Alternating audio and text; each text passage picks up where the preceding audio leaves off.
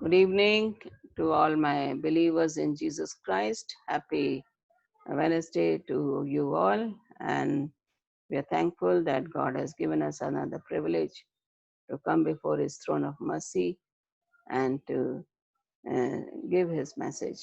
मैं परमेश्वर का धन्यवाद करती हूँ कि उसने मुझे मौका दिया कि मैं आप सबों के बीच में फिर से हाजिर हो सकती हूँ।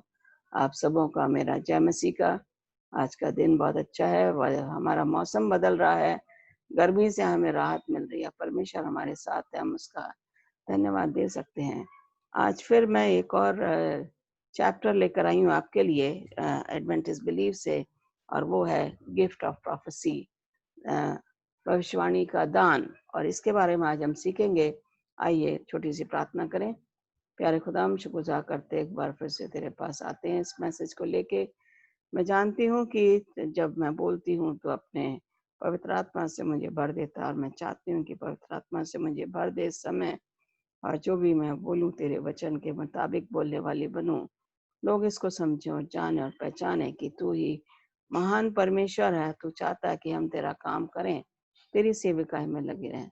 हमें जो तूने काम दिया है हम उसको पूरी लगन से करने वाले बने। हमारी इस विनती को सुनना कबूल कर, तेरे प्यारे बेटे यीशु मसीह के नाम से मांगते हैं, आमीन। यहाँ पे जैसे मैंने बताया था कि पवित्र आत्मा का भविष्यवाणी का दान के बारे में हम सीखेंगे। और यहाँ पे जो है इस तरीके से लिखा हुआ है, पहला करंथियों 14वां अध्याय उसकी 3री और 4थी आयत में हम इस तरह पढ़ेंगे। और यहाँ पे आपके पास अगर परमेश्वर का वचन है तो आप मेरे साथ उसके साथ निकाल सकते हैं। यहाँ पे इस तरीके से लिखा है, परंतु जो अन्य भाषा में बातें करता है वह मनुष्यों से उन्नति और उपदेश और शांति की बातें कहता है।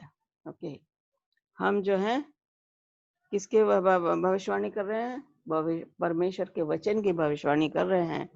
और फिर ये दूसरी चीज जो यहाँ पे लिख रहा है, जो अन्य भाषा में बातें करता है वह अपनी ही उत्पत्ति उन्नति करता है, और जो भविष्यवाणी करता है वह कलीसिया की उन्नति करता है।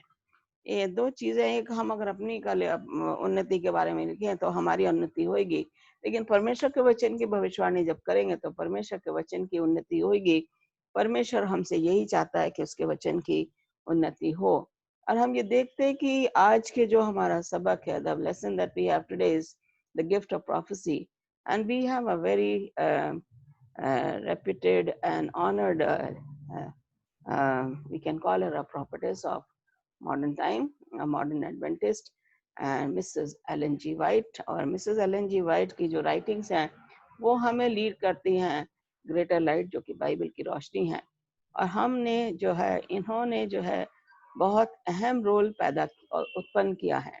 She played a very vital role for the church and in establishing the foundation of Adventist church.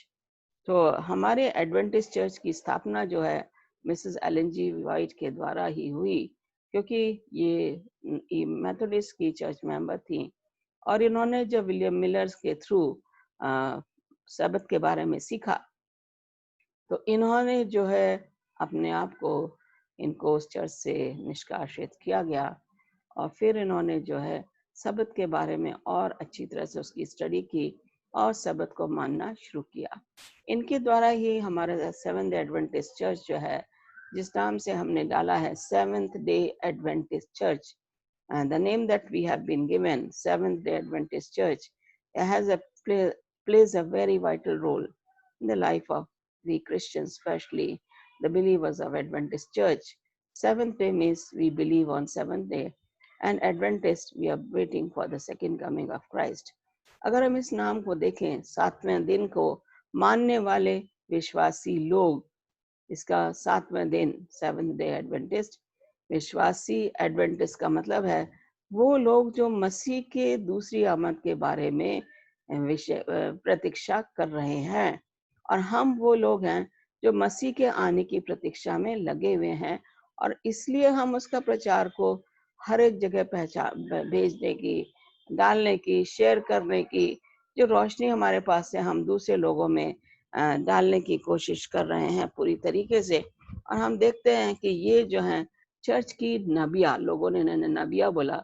The people called her the prophetess of 20th century, but she never called herself a prophetess. उन्होंने कभी भी अपने आप को भविष्यवक्ता के तौर पे नहीं जताया, लेकिन उन्होंने जो है बहुत अधिक काम किया। थोड़ा सा मैं बैकग्राउंड दूंगी मिसेस एलन जी वाइट का। ये जो थी, ये मेथोडिस्ट चर्च को बिलोंग करती थी। जब ये 9 साल की थी तो इनके साथ एक दुर्घटना हुई, और उस दुर्घटना में जो है इनकी नाक पे चोट लगी, और उसके बाद ये 2-3 साल तक बीमार रही, और पूरी जिंदगी भर वो उसका असर ये हुआ कि पूरी जिंदगी भर ये बीमार रही। लेकिन इनके साथ जो था, उन्होंने परमेश्वर को नहीं छोड़ा और हमेशा परमेश्वर से जो है प्रार्थना में लगी रहती थी। और वो है कि उसी का हल ये हुआ कि परमेश्वर ने जो सबसे कमजोर से भी कमजोर बीमार रहने वाली महिला को चुना अपने काम के लिए। और जब हम देखते हैं कि ये चुना गया, तो ये इन्होंने जो है, जो परमेश्वर ने इन्हें रोया दिखाई दूसरी आमद की, वो उन्होंने लोगों के बीच में जाके बताई। और इस तरीके से जो है परमेश्वर ने इनको रोया दिखाई, और ये लिखती थी, और जब लिखा इन्होंने तो लिखती चली गई। और इस तरीके से जो है इन्होंने काफी कुछ लिखा है। अगर देखा जाए तो इन्होंने जो है जर्नल्स लिखे हैं, 80 से ज्यादा किताबें लिखी हैं, और 4600 पीरियोडिकल्स और आर्टिकल्स जो हैं, पत्रिकाएं लिखी हैं, डायरीज और टेस्टिमनीज जो हैं वो उन्होंने 60,000 से ज्यादा पेजेस भरे हैं, और चिट्ठियां लिखी हैं लोगों को, और उसमें जो है परमेश्वर के वचन के बारे में ही इन्होंने लिखा है। तो हम यहाँ देखते हैं इनका जो है the function of prophetic gift in the New Testament. अगर हम देखें, they assisted in the founding of the church. अगर हम देखें, पौलुस पौलुस का रोल बहुत अहम था। बरनबास, पौलुस, पतरस, ये लोग थे, इन्होंने कलीसियाओं को स्थापित किया। और वो जो एशिया माइनर की जो कलीसिया जिसका जिक्र प्रकाशित वाक्य में भी जाहिर किया गया है, पौलुस ने जगह जगह जाके कलीसिया की स्थापना की। वहां पे लोगों को उसने उनका केयर टेकर बनाया, and then he moved on to another place. One place like Corinth, he went there. Then Philippi, he went there. Then Joppa, he went there. He went to Malta, Melita, all these places he went there, and he established churches on his 3 journeys. And second journey जब वो लेता है, तो दूसरे सफर में भी वो देखता कि इन चर्चेस में परमेश्वर की सेविकाई का काम हो रहा है कि नहीं। और तीसरा जो जर्नी लेता है उसमें भी वो वही देखता है। पतरस ने भी यही किया। दूसरे जो चेले थे जहां भी गए, उन्होंने परमेश्वर के वचन को फैलाया। अगर देखा जाए, थॉमस जो इंडिया में आए थे, सेंट थॉमस, जिन्होंने यीशु मसीह को कहा था कि जब तक कि मैं उसके घाव नहीं देखूंगा, मैं नहीं जानूंगा कि यीशु मसीह जिंदा हो गया है। और यीशु मसीह उसके सामने प्रकट होते हैं और उसको अपने घाव दिखाते हैं, और वो एकदम से गिर जाता, गुरु गुरु कहते हुए। और वो जो है यीशु मसीह कहते हैं, थॉमस, तूने तो मुझे देखा है, लेकिन जिन्होंने देखा नहीं है और वो मुझ पे विश्वास करते हैं, वो धन्य है। तो हम ये देखते हैं कि हम परमेश्वर को हमने देखा नहीं है, लेकिन हम परमेश्वर के कामों को हम अपनी जिंदगियों में देखते हैं। उसके द्वारा जो है हमें काम, जो सेविकाई का काम जो आगे बढ़ता है। हम नबी को कैसे जांच सकते हैं? How can we test a prophet? Now we are saying gift of prophecy, and then we say, how can we say that whatever the prophet says is true? Okay, so we have here, it says Isaiah 8:20 में अगर देखें कि जो वो बोलता है वो Bible से एग्री होना चाहिए. Whatever the prophet says, it must be relevant, or it must be matching with the Bible. Okay, Isaiah 8:20 में हम देखेंगे कि to the law and to the testimony, if they do not speak according to the word of God, it is because there is no truth in them. Okay, भविष्यवक्ता अगर वो Bible के मुताबिक नहीं पढ़ रहा है, नहीं बता रहा है भविष्यवाणी, इसका मतलब ये है कि उसके अंदर कोई भी सच्चाई नहीं है. 20वीं आयत में, व्यवस्था और चितौनी ही की चर्चा किया करो. We should only talk about the word of God and the testimonies of the word of God. And then says, यदि वे लोग इन वचनों के अनुसार ना बोलें तो निश्चय उनके लिए पौ न फटेगी. They will not be able to see the resurrection morning. So this is where it is very essential. The person who is a man of God must speak in line with the word of God, and his things, whatever he is prophesying, must come true. When we look at, do the predictions come true? If what a prophet proclaims does not come true, that is the message Lord has not spoken. Okay. हम देखते हैं मूसा को जो है, आप सब लोग इस कहानी से वाकिफ हैं कि उसको बोला गया था कि अब तो यहोशू को अपने जगह पे उसको तूने चुनना, उसको हिदायत देनी है. और मूसा ने परमेश्वर की बात को माना, और जब वो यहोशू के पास आता है और यहोशू को बताता है और फिर वो इजरायली लोगों को बताता है, और उसके बाद उसकी मृत्यु हो जाती है और यहोशू जो उनका लीडर हो जाता है.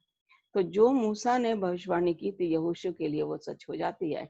इसी तरीके से हम देखते हैं सैमुएल, जिसको कि परमेश्वर ने भेजा कि यसी के लड़के के पास जा, उनमें से एक को मैंने चुना है.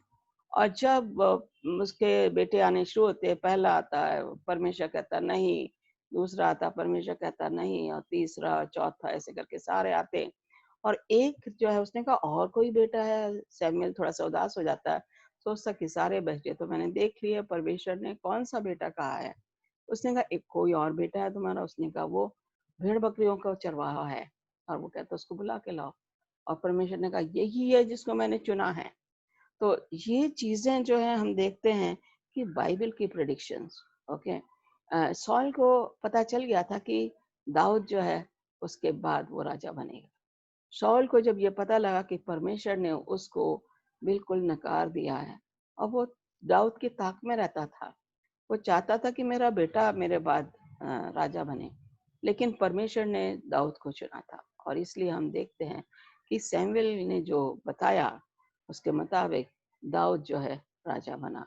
तो जो परमेश्वर का जो प्रेडिक्शन है, जो आदमी लोग जो करते हैं, परमेश्वर के भक्त जन जो करते, people of God when they proclaim and they tell, every prediction that the man of God tells is coming true. Okay, that means it is spoken by God. परमेश्वर ने उसको बोला है. फिर हम देखते हैं a prophet is known by good food, good or bad food. हमने बाइबल में देखे हैं कि कुछ अच्छे नबी भी हुए हैं, कुछ बुरे भी हुए हैं. false prophets and the true prophets. And the false prophets, when we हम देखें तो यर्मिया के टाइम में जो थे false prophets थे.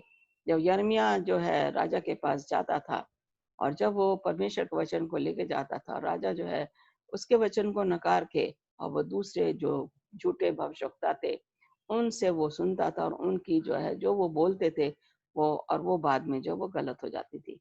जो यर्मिया बताता था वो सच हो जाती थी. तो यर्मिया जो था एक सच्चा नबी था, भविष्यवक्ता था, लेकिन जो राजा सच्चाई जानने पे भी वो झूठ की तरफ ज्यादा रहता था, क्योंकि वो लोग जो झूठे भविष्यवक्ता थे वो राजा को क्या करते थे, used to pester him, they used to butter him, they used to flatter him.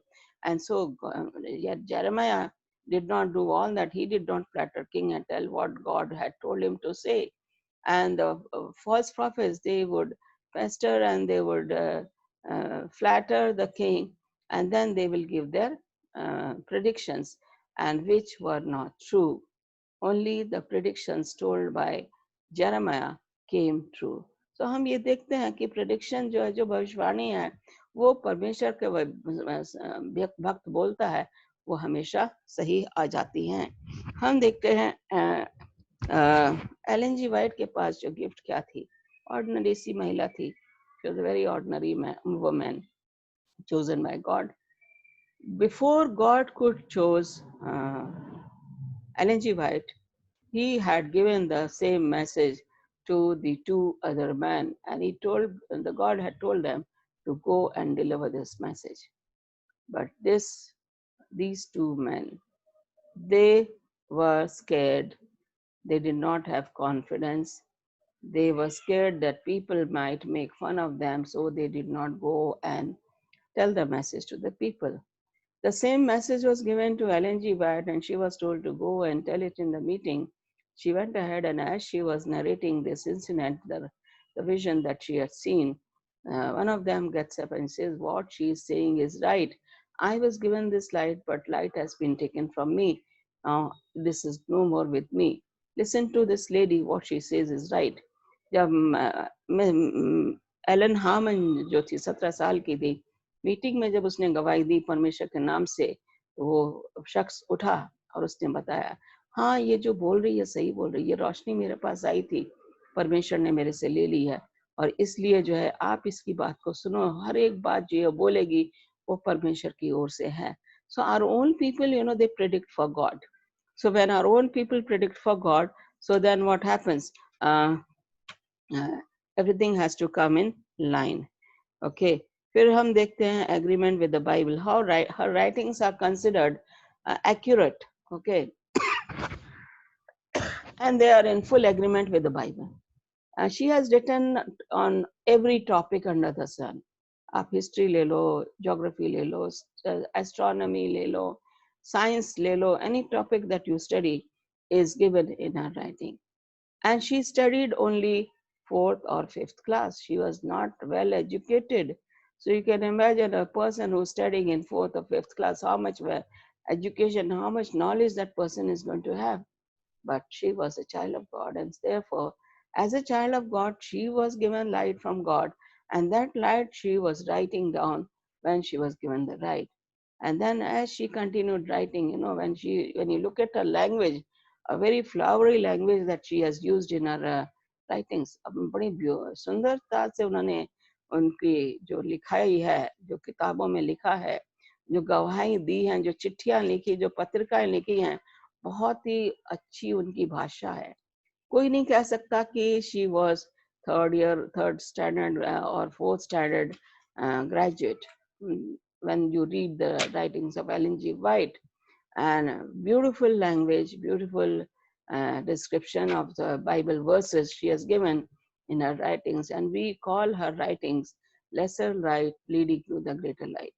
Mrs Ellen G White की जो बुक्स हैं, वो उनको हम वो रोशनी बोलते हैं जो कि हमें बड़ी रोशनी की ओर ले जाती है. और यहाँ पे हम देखते हैं कि उनकी जो बहुत ही 2 फेमस किताबें थी, हैं, मैं कहती हूँ हैं, स्टेप्स टू क्राइस्ट और डिजायर ऑफ एजेस, जो कि 200 से ज्यादा भाषाओं में पब्लिश हो चुकी है.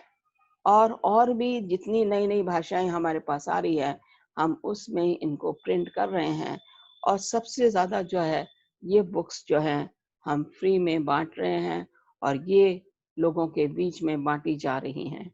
तो हम देखते हैं कि बाइबल जो है, इसके मुताबिक कोई भी इसके आगे कोई स्टैंडर्ड जो है नहीं ठहर सकता, बिकॉज हमारी गाइड जो है बाइबल है. Bible is a guide.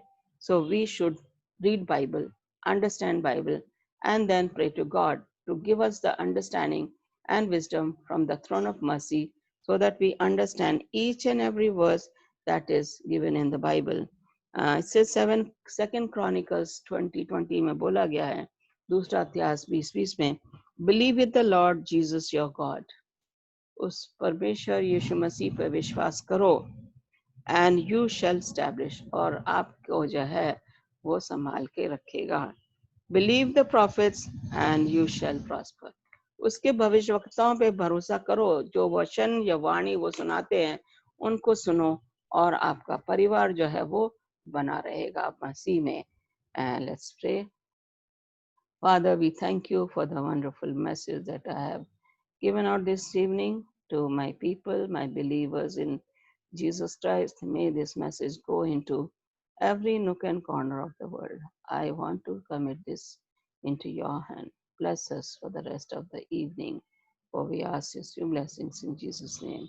Amen. God bless you.